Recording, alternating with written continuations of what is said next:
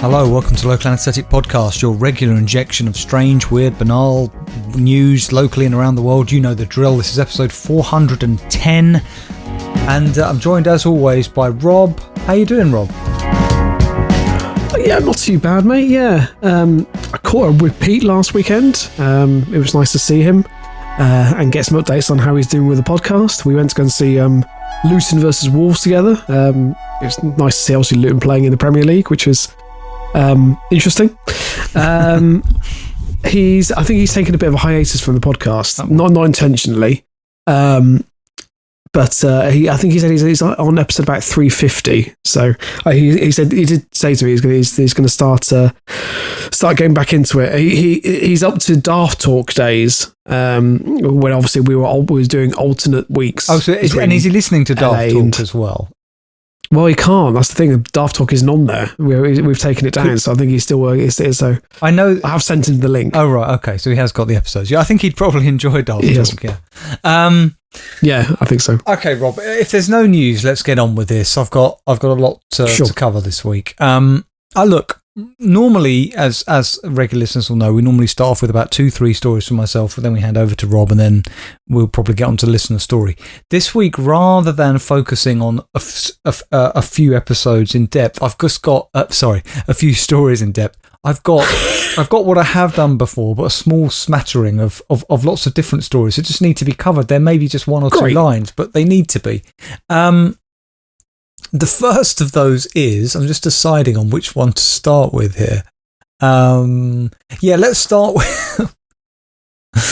What is this website? Sorry. This website is called thedrive.com, which of course we've never featured before. It's by Car Rosales. I believe it's all things car related.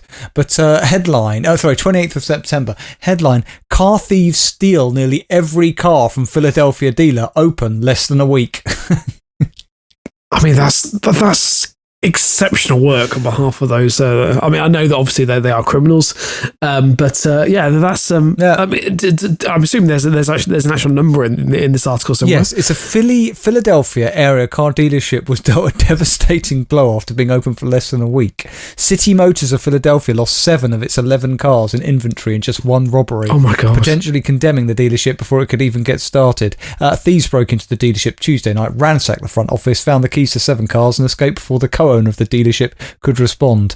And it was basically a clean getaway. They did try and hotwire an 8th car, Rob, but that was not successful. Always quit while you're ahead. Yeah, absolutely. I mean, I what I don't quite understand is, I mean, was there a few of them? I mean, did they take a car each, or was it just the fact that they realised that there was potentially quite lax security and they just kept going back to just chance their elbow? Do you know what? I really hadn't thought of that, Rob. That's a really good point. You're right. Were they just like, yeah, should we go back, see if we can get a few more? Yeah, all right then. I mean, yeah, that's a good point. Nothing else to do, may as well. Let's go to clickorlando.com, which we have featured before, for a Florida man story. Florida man, this is by Daniel Daham, digital content manager. 26th of September. Florida man, 74, attacked by rabid otter while feeding ducks. Right. Sure. Okay. Did you ever feed the ducks as a child, Rob? I think, surely, Alex, we've all done. I mean, that feels like one of the great British pastimes, feeding the ducks. Do you know why? No, because it's not free, because obviously you ideally need some bread, but usually it tends to be the bread that's either left in the bag or maybe a few days past its sell by date. And it always feels like one of those cop out things to do with. I mean, don't get me wrong, I've done this with Lyra. She likes feeding the ducks. We also went for a phase of ducks appearing in our back garden, which is slightly odd. It wasn't like an infestation or something, but it just feels like one of those things that you don't really have to put a lot of effort into. Well, Rob, I'm sorry, mate, but often it's the simple things in life which are the most meaningful. What were you feeding the ducks with, Lyra? Well, I am aware that you're not supposed to feed the ducks bread. Right. Because I was about to say, all you're doing is continuing a pastime which is meant to have been long ago abandoned. Like, one of the things we know is that feeding bred ducks is really bad for them, as it turns out. So what did you feed them? Mini cheddars? Monster Munch? No. I believe it was actually porridge oats. Apparently porridge oats are the thing to feed them. So apparently they quite enjoy those. So you littered the park with porridge oats. I'm a responsible duck. Well, not duck owner. I mean, they've left now. But I was taking my responsibility as a duck feeder. Taking it seriously. I'm pleased to hear that, Rob. According to WPTV TV, that is the name of it. WPTV TV, the 74-year-old told Animal Care and Control that he was feeding corn to ducks at a nearby pond and was returning home when he spotted the otter. Do you think that's corn flakes, Rob? Do you think it's like actual corn on the cob, or he's just chucking corn cobs at ducks? Or I like to think he's chucking corn cobs at ducks, and he just likes to term it as, in brackets, feeding. I mean, if it is corn, do ducks like corn? I mean, I suppose it's quite healthy for them, I imagine. I don't know. The man began to back up slowly while facing the otter when the animal attacked him for several minutes. The man suffered dozens of wounds on his arms and legs. Attacked him for several minutes? Yeah, the victim said he was receiving shots for rabies exposure and was visiting a hand surgeon to see if he'd suffered any permanent damage. Wow. The otter also attacked a pet dog in the area. The otter was captured and tested positive for rabies. So there you go. I mean, it's not what you expect to happen, is it? When you no, really not. Right. This story, Rob, is I don't know. As I said, these are all brilliant. You are going to love this. I am going to have to get you to look at this story. This story, Rob. Okay. There's a picture in this story which is going to make your week, possibly your year. I've known you for a long time, and I feel I've got a fairly good handle on your sense of humour and what you find amusing. This will stay with you. Before I give you the story, this is from Newsweek, who I think are celebrating their 90th anniversary, potentially. It's by Isabel van Bruggen. It was from the 26th of September. Russian officials explained photoshopping dead soldier into awards photo. Oh my God. Right, sure.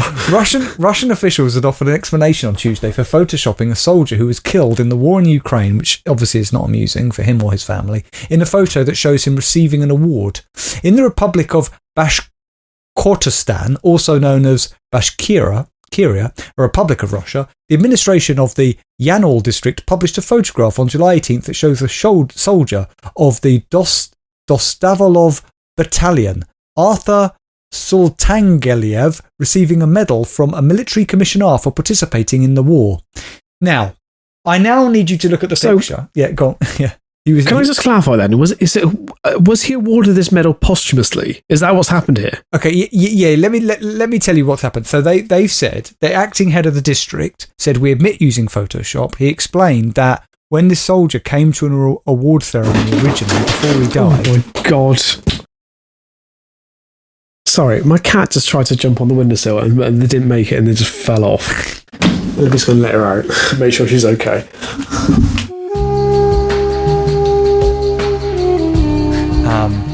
Rob is going to tend to his cat, not a euphemism.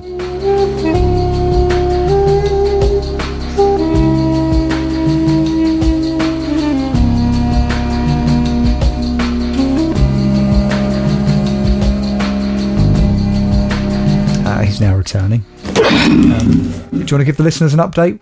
Can you describe what happened there? I was a bit confused. So my other cat, not Nibbler, Moo, was basically, she was sleeping on top of a chest of drawers and then went to jump on the windowsill where she likes to sleep usually. And I think just misjudged the jump and completely missed the windowsill and just fell on the floor, which is about 3 foot. And she was just there sort of on her back, but she's okay. Just a bit dazed. Right. Sorry, listeners. So live action. So what happened, Rob, with this soldier is before he died, he got given an award, but he turned up to the award ceremony in a T-shirt and flip-flops and was given the medal at the military registration and enlistment office. And this person explained he came in just a T-shirt and flip-flops, so they made him a military uniform. He died on September the 24th. On Monday, he was buried with honours. So it wasn't a posthumous award, Rob. It was given to him while he was alive before he died. You now must see the picture. So can you just put into Google maybe try putting in Newsweek. Yep. Russian officials. Yeah. Photoshopping. Dead soldier. And if you get the story by Isabel van Bruggen, we are on the right track. And listeners, you can do this real time with Rob. That'll be fun. Yep, got it. Okay. We're going to look at it together. We're going to describe for the listener. It's just loading now. Yeah, I'll accept all your shitty bits and pieces. Right. Okay. I mean, can you describe? I don't understand what they photoshopped in. So he was originally there, I believe, but they photoshopped fatigue. They photoshopped the military uniform onto him, but also kind of cut him out and repasted him. Also, it doesn't look like he's holding a medal. It looks like he's holding 2 cheesy Wotsits. You can't see. What's really strange, but Alex, I don't understand, because the medal is held by the actual man in the picture, and they've just obviously just cropped it and then given him another medal. Oh yeah, so it doesn't make any sense. But also, so listeners, to give you an idea, I think what they've actually done is they've obviously got this military uniform from somewhere, and they've then photoshopped in a head and a hand, maybe 2 hands. This is utterly bizarre, and really not an honourable way to honour a man who's died in war. I don't think we would have been better off in a t-shirt and flip flops. I agree, but also the flooring behind him doesn't look. None of it looks real. Have you noticed the banner? Flat? Yeah, and all of it looks like it's been tampered with, apart from the man giving him the medal. It looks like the entire perspective is fucked. It's extraordinary. Yeah, so that there is the cutting edge, Rob, of Russian technology. Amazing. Yeah. Right, okay, Rob. Moving on, I'm finishing now with a couple of the end of my. Well, I've got 3 more tiny things. One is such a tiny one. Did you know, Rob? I don't know how I came across this. On the TSA website, who are the what are they? Travel Security Administrator, Transportation Security Administrator for the US. If you go to their website and you look at the different things that are allowed and prohibited on airlines, lightsaber is there as listed as an entry, and it says carry-on bags. What? Yeah, carry-on bags, tick yes. Checked bags, tick yes. And there's a short explanation underneath. Sadly, the technology doesn't currently exist to create a real lightsaber. However, you can pack a toy lightsaber in your carry-on or checked bag, and may the force be with you. Like that, Rob. Sense of humour. Yeah, absolutely. It's also good to know that if I need to, I can carry a lightsaber around with me. Exactly. Also, I mean, I remember where after what film was Darth Maul in? The Phantom Menace. He was in the Phantom Menace. I was thinking whether it was the second one. Anyway, remember his I remember having his double-ended lightsaber. Yeah. Which was quite a solid piece of plastic. You really could do some damage with it if you really tried. What did you do with that, Rob? Well, just shoved it up my arse, really. No, where is it now? Oh, I don't know, Alex. I've no idea. It got lost in the sands of time. I didn't just enjoy it. It was quite... Because he obviously used to spin it round and then both I'm aware, Rob. Yeah. Bits used to shoot out. Yeah. You're angering me now on some level. Right, look, let's go to a publication. I'm telling you. Sorry. I'm telling you now, we've never featured before. The Greek Reporter.com. No. By Tazos Kokindis. September 21st, 2023. Herd of sheep eat 100 kilograms of cannabis in Greece. Great. Brilliant. A herd of sheep. Wild cannabis, of course. Yeah, they were grazing, Rob, in the semi-flooded plain of Thessaly, Greece, which is very enigmatic, and they invaded a greenhouse that cultivated medicinal cannabis and ate around 100 kilograms. As the sheep in Greece, Jesus. Apparently the sheep developed strange behaviour shortly after grazing, and the shepherd realised the sheep had eaten a large part of the cannabis. The owner of the greenhouse saw that his production, which had already been heavily damaged by Storm Daniel, had now been consumed by the sheep, who were struggling to find fresh grass due to floods. I don't know if it's for laughing or crying, he told the website. We had the heat wave, we had lost our production, we had the floods, we lost almost everything, and now this. The herd entered the greenhouse and ate what was left. I don't know what to say, honestly. Unfortunately, Rob, it doesn't actually go into detail, which is an indictment on their journalism, I feel, about what the strange behaviour was. Did you want to speculate? Yeah. I would have loved to have known what does a sheep do when he gets high? Especially because, us humans, we all know we put on some stupid comedies and then reach for some snacks. But if they're already starving, it's got to be things like walking in circles or some shit like this, surely. Mm-hmm. I mean, what can a sheep realistically do when it's high? I mean, I wouldn't have thought it's an awful lot. What, put their tongue out, maybe? I want to know if there's ever been an incident in human history where sheep have risen up against a sheepdog. Because if sheep came together, they would be able to kill that sheepdog, wouldn't they, Rob? They could just suffocate it to death with their wool. Has there ever been an incident where either sheep have risen up against a sheepdog or their farmer? That would be... it's a good point. To know. Can one of our listeners look that up for us? I'd love to know, I imagine it probably hasn't happened. Because really? Not even once? I hate to say it, but... I don't think sheep are particularly intelligent creatures. Wow. I'm going to go on record and say that. Do you know, can I just say, I just want to hang on a minute. A lot of people say that. I just want to apologise on Rob's behalf. What you've got to understand is certain people from certain backgrounds and cultures carry certain prejudiced views. Rob is originally from Wales, and we know how they feel about sheep. They see them as good for one thing, or two things, wool and shagging. Yeah. And that's why Rob thinks he's I don't know, what's the equivalent of, you are the Lawrence Fox of sheep haters. Look, Alex, I'm quite happy to push an anti-sheep agenda. Too long as this country stood by the sheep as a source of income, and it's a fallacy, Alex. And to be honest, this is why I voted for Brexit. Rob, we're finishing now. I promised you this small smattering of stories. I hope you've enjoyed it. This is from the Mainichi, which is Japan's national daily since 1922. Never featured them before. It's from September the 25th. Nope. There's no journalist listed. It's very short. It has the episode title in it, I believe. Let's see if you can spot it. Police warn of 20 naked garter-wearing men spotted in Fukuoka suburb. 20 naked garter-wearing men, by any chance? No.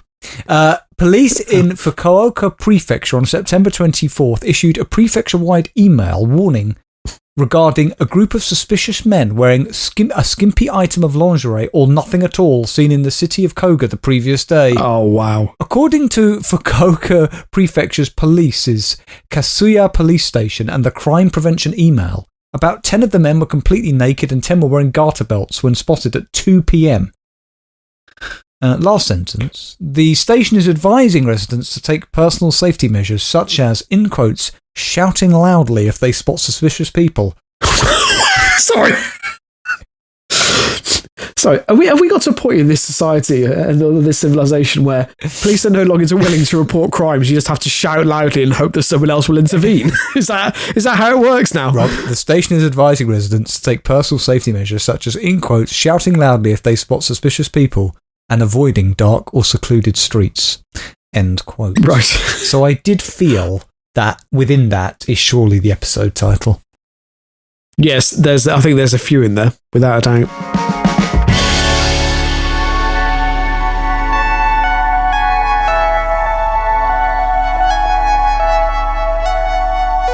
Okay, Rob, it is time for your stories.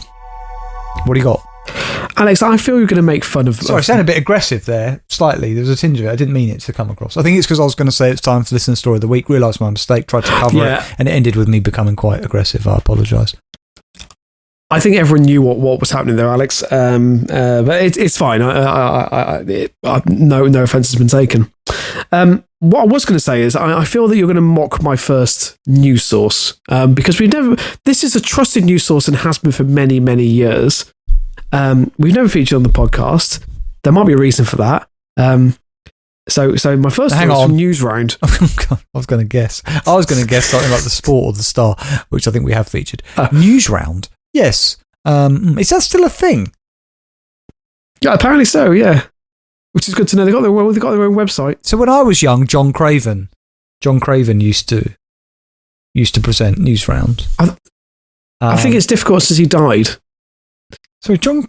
Is John Craven dead? No, you've done this before. Listeners, anybody who's listens to this show religiously, I swear that Rob has said that John Craven is dead before when he's not, or he's done it with other people. No, he's an English chief. Look, I'm tired of the BBC trying to push their pro Craven agenda.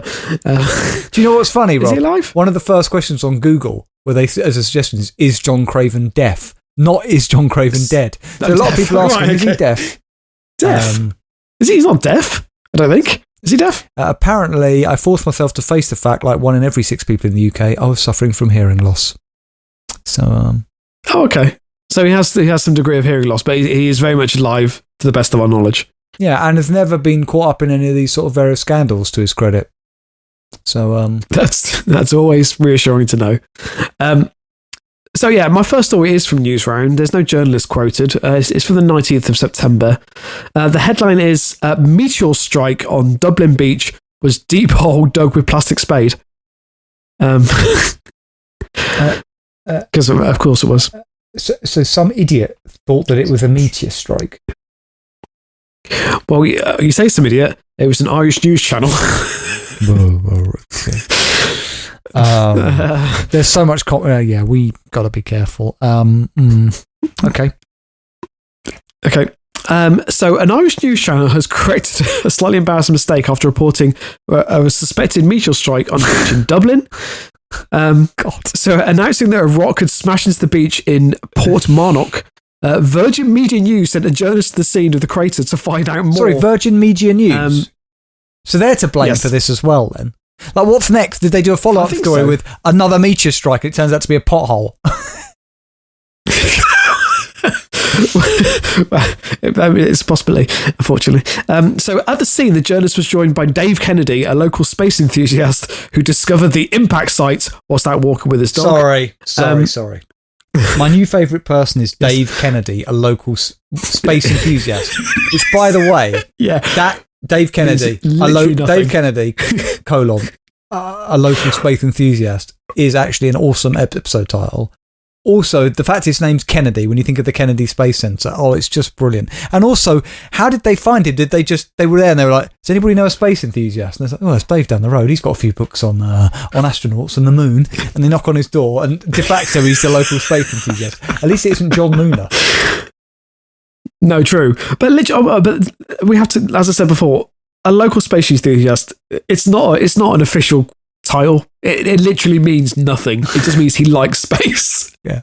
I like space. I like talking about space. Exactly that, yeah. So when he discovered the hole, Mr. Kennedy said he felt complete shock. I knew immediately it was an impact site, he said, was holding a rock that he believed could have been the meteorite itself. So this bozo, this space enthusiast who clearly knew nothing, was the one who said to the Virgin Media Board, oh my God, this is a meteor strike. Well, what I don't quite understand is, so the size of the hole compared to the rock that he's supposedly holding, there's no comparison. The rock is probably a few inches across in diameter, and the hole is significantly bigger. Well, no, but was he saying that was a bit of the rock that had broken away from the main rock? And by the way, where did they think that the meteorite had gone? That's a good point. Yeah, I don't know. Apparently, ask him what it was about the rock that made him think it had come from space. Mr. Kennedy said, the actual weight of it and the density, you're definitely going to have to check it out. So he's persisting with his theory. Apparently so. But unfortunately, Mr. Kennedy and Virgin Media News, the meteorite mystery was far less exciting. Footage posted to social media revealed the crater was just a big hole that had been dug with a plastic spade. Just a big hole that was dug with a plastic spade. We've got lots of episodes out this week. Let me have a look up this guy. David Kennedy, space enthusiast. So, I'm not looking at the story. I want to see if I can find. Of course, as soon as I put it into, I just get Kennedy Space Centre, Kennedy Space Centre, Kennedy Space Centre. Of course. Is his name Dave Kennedy, by the way? 'Cause that's even better. Dave Kennedy. Oh, is it Dave Kennedy? Yeah. No, it's Dave Kennedy, yeah. Dave Kennedy, space enthusiast, Ireland. The Irish Mirror. I wonder if there's a... hang on. Elsewhere, hang on a minute, Rob. The plot thickens. Did you know... Oh, you're going to love this. You're going to love this. Hang on. Come on, please load. I need this story to load. Yes. I've got a picture of him. Have you got a picture of him? Yeah, well, I've got a picture of him, but I believe there is a video on this, but I haven't got a video on this story. Right. So the latest is that a fundraiser has been set up, Rob, for astrophysics and Sorry, to do what? Get there. To go to space. A fundraiser has been set up for astrophysics enthusiasts in the Dublin beach hole for Meteor strike. The amateur astronomer who went viral this week for mistaking a hole dug on a beach in North County Dublin for a meteor strike may be in line for a dream trip to space. If the internet is kinder this time, a GoFundMe page has been set up for a duped local astrophysics enthusiast, Dave Kennedy. Oh God, how embarrassing! So he actually was on TV, Rob, saying, "Yep, it's the meteor." The interview, yeah. Like I said, I think the clip is on YouTube. If you want to watch the whole clip of him giving his. So Rob, his diagnosis. So first of all, I've gone to the GoFundMe page. The target is $20,000. I'm not sure $20,000 is enough to send somebody to space, is it? Unless you're literally just tying them to a rudimentary rocket and just maybe in North Korea. Was it whatever Virgin's? I can't remember. Is it Virgin Galactic? Isn't it? I think that's what they call it. I think their tickets are significantly more. To be fair, it says that actually the 20k is going to go towards a children's hospital in Ireland, and they've raised €1,500 so far, Rob. Oh, that's impressive. So, okay, I don't understand if it's for children's hospital. It doesn't matter. No, it doesn't matter. But Alex, let's leave that there. But I'm glad we've introduced everyone to the world of Dave Kennedy. Oh yeah, we got to follow. I think we need to follow him, Rob. I feel like there are bigger things to come. Yeah, definitely. The second story is from the Metro by Craig Monroe from the 14th of September. We're still in the realms of space. Family who saw 10-foot aliens in their garden double down on bizarre claim with sketches. I'm going to have to look at the picture of this. You absolutely are, Alex, yes. So this is not John Mooner? No, this is a family from Las Vegas. You've got to tell me when to put this. Tell me what to put into Google. Let me put it in before I open the page so we're ready to go later. And let me put on some suitable space-related music. Anyway, go on. Okay. So I think family, 10-foot aliens, I think maybe bizarre claim and sketches. Sketches. Like I said, it's an article from the Metro. Oh, I've got. Hang on. Right, so I've minimised the story. I'm ready to go. Okay. So, Las Vegas family who claim to have seen enormous grey aliens in their back garden after a light fell from the sky have spoken out for the first time. Fucking hell. Police rushed to the Kenmore family home. You all right? No, I'm just like, can you imagine? Like, you actually see it. Like, maybe they're right, Rob. Maybe this happened.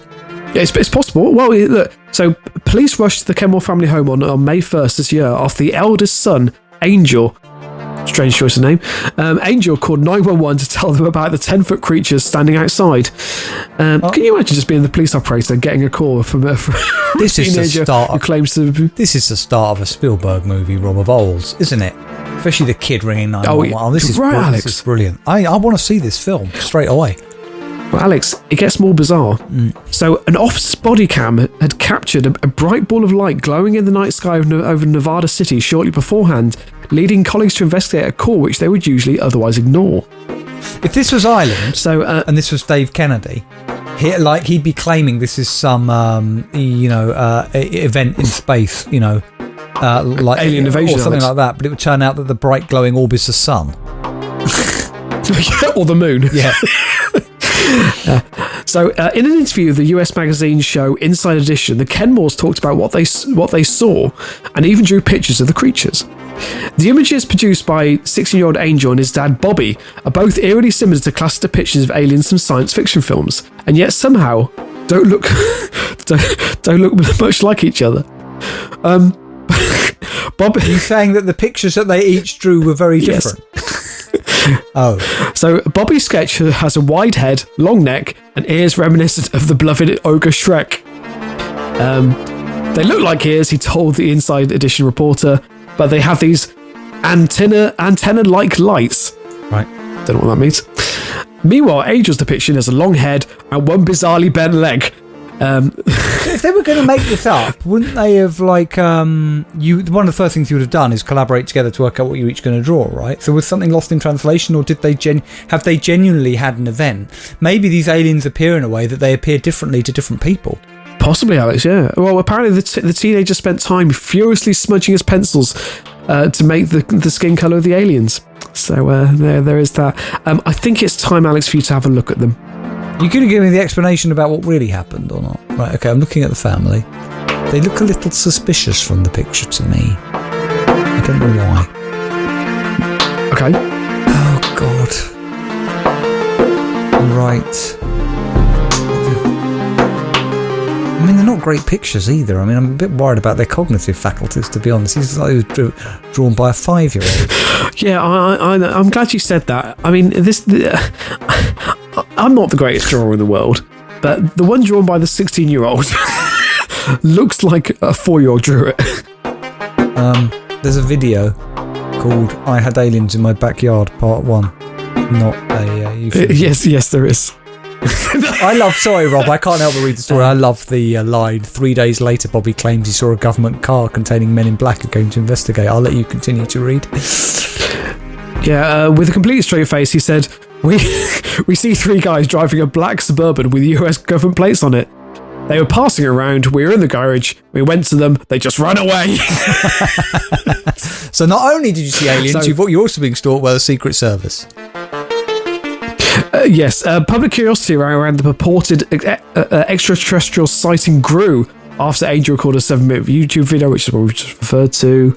I mean, there's nothing more about the story. That is the end of the story. But so, Alex, they may. Sorry, are you telling me that nobody's given? That's it. There's no explanation. No, it just moves on. It just moves on to say about the testimony. There's nothing. Yeah, there's no explanation given. So, as far as we know, Alex, this generally happened. Did you hear that? Have you heard the actual their rendition of what happened? So they said they heard something falling from the sky before observing a bright flash of light. So let's try and work out what went on there.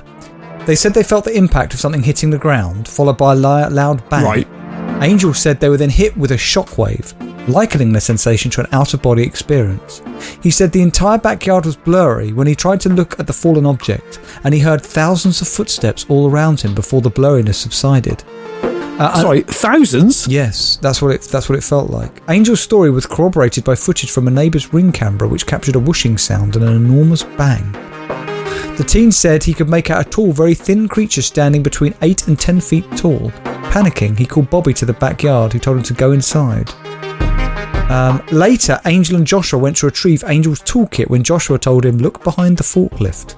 Angel said he froze as he saw the creature, describing it as the same experience as having sleep paralysis. Of the aliens' experience... Sorry, Alex, just to interrupt, did you say forklift? Yeah, they've got a forklift in the backyard. One of the alien's appearance, the boy said he had weird-looking feet and a big face and eyes, and you could see a big mouth. I could hear his loud, deep breathing and see his stomach move. He fled to the house and called police. "There's like an 8-foot person. It has big eyes. It's looking at us," he said to the operator in a viral 911 call. "I swear to God, it's not a joke." When officers arrived, he was surprised to hear that one of them had spotted the light when it crashed down an hour later. "I'm not going to BS you guys," one cop told the bewildered family, the moment captured on body cam video. One of my partners said they saw something fall out of the sky too. The police followed the family to the backyard. Angel said an officer pointed at a perfect circle that had been etched into the ground. "I'm looking at it now. It is a perfect circle." He included an image in the YouTube video showing a thin line drawn in the dirt, though it's unclear what the line is meant to represent. With body cams rolling, officers flagged down cars to glean more information. "This might sound like a really dumb question, but did you guys see anything fall out of the sky?" one cop asked a passing driver. He said police usually wouldn't take such a call seriously, but were intrigued because one of their own had seen it. Mick West, a writer who specialises in debunking false conspiracy theories, was brought on Inside Edition to refute the family's claims. He said an alternative explanation could be a raccoon sitting atop a fence, hence the big eyes, or even a coyote. To be fair, they sound slightly more ludicrous. Alien fever continues to build in the United States. Can I say, what an ending line. There are some... my explanation towards this, with everything they described, was drugs. Hard drugs. But that doesn't explain... Yeah, blow your vision. But that doesn't explain what they saw falling out the sky.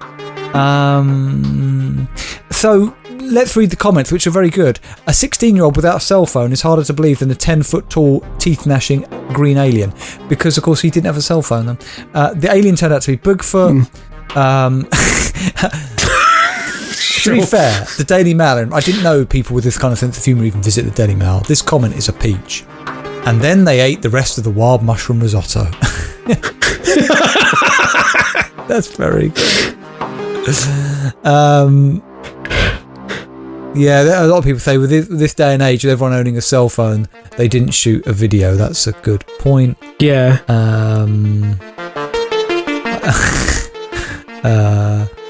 Somebody, I was finished with somebody. I used to patrol airfields back in the 50s and 60s, and I've seen some sights I couldn't explain. Objects moving like shooting stars, but going sideways, up and down, then just disappear to wherever, which is exactly what I saw that time. Oh, I never said anything about it at the time because I didn't want to be seen as a crank. And somebody responds to him, you should have told someone there are medications available.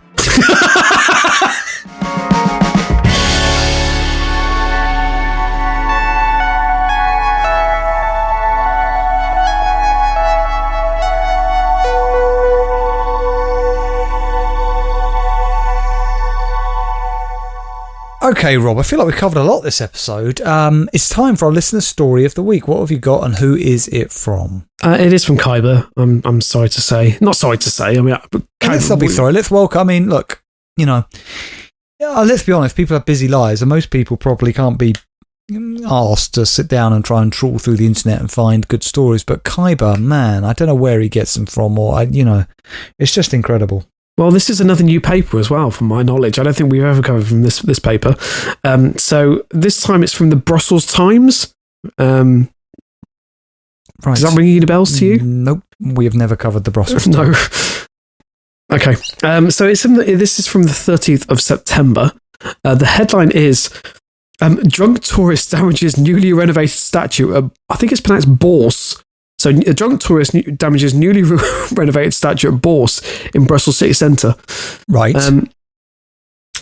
So I'm assuming the Bourse is a place in Brussels. Yeah, we're reaching the limits of town square or something. EU knowledge. Yeah.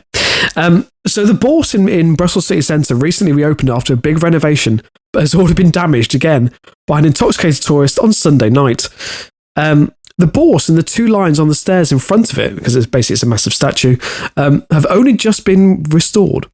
On Saturday, the building finally opened its doors after 3 years of restoration, which cost €90 million. Money well spent. One of the lion... exactly. A day later, one of the lion statues has already been damaged. So a video shows an Irish tourist clearly intoxicated climbing on the back of the statue to have his photo taken, next to the statue of a man holding a torch. However, when trying to crawl off the statue, the torch breaks off. So, and you can see him do it. So this guy in shorts and t-shirt climbs on the back of this statue, and then as he rather clumsily tries to get down, he literally breaks the statue's arm off. So, Rob, it's Dave Kennedy, isn't it? It is, yeah. He thought he saw a meteor shower, but it turns out it was just some street lights. So police were notified, and the man was arrested shortly afterwards in a fast food restaurant nearby, unaware of the harm he had caused. The statue, which has also been recently restored, now has to be repaired again. The restoration of the lion costs €17,600, and the management of the Bourse reportedly wants to recover it from the Irishman. So good luck. That's going to be an expensive trip, isn't it? Good luck with that one. Yeah. I mean, look, it was an accident. It wasn't an intentional act of malice, was it, Rob? No, it was an accident, Alex. I mean, it was pretty... you could argue that maybe it was slightly stupid of him to try and climb all over the statue. And also... He, as it says, he was unaware of the harm he had caused, but if he must have known that he broke something off the statue and then thought, I know, I'm going to have a McDonald's. I'm going to be really honest here, right? As good as a person as I like to think I am in many areas, I think if this was me, I also would probably hide and not say anything. I mean, you've done something stupid. I'm not going to walk into the door and go, look, I'm really sorry I broke your statue. I'm going to be honest, I probably wouldn't, Rob, because I just think, shit, I've done something bad, but I'm not, it it was an accident. I don't know. I actually think I would take the cowardly route here. I think just because. The statue should be rigid, Rob. 17,600. That and the statue. Well, I think it was, Alex. It's just an old statue. Right, okay, what would you do? Honestly. I would have confessed, Alex. Would you? I would you? have Honestly? taken out several credit cards and a bank loan to make sure that I could repay the damage done. What would you have done? What would I have done? I don't know. I would have probably taken the broken appendage home as some sort of trophy. Okay, we'll never know what Rob would have actually done. He's hiding behind humour, and that's fine. I've been honest. I've said I would not admit my error, and I think the great British public would probably agree with me, Rob. If there's one thing we can be proud of as Brits, it's kind of vandalising and destroying other people's property and their culture while on holiday, and not taking any ownership for it. And we're proud of that tradition. Good point. And it's something that we are allowed to do because we were once an empire, and it's sort of just a thing that that we do. Well, everything we've accomplished in the United Kingdom is based on that kind of concept mentality. Yeah. So yeah.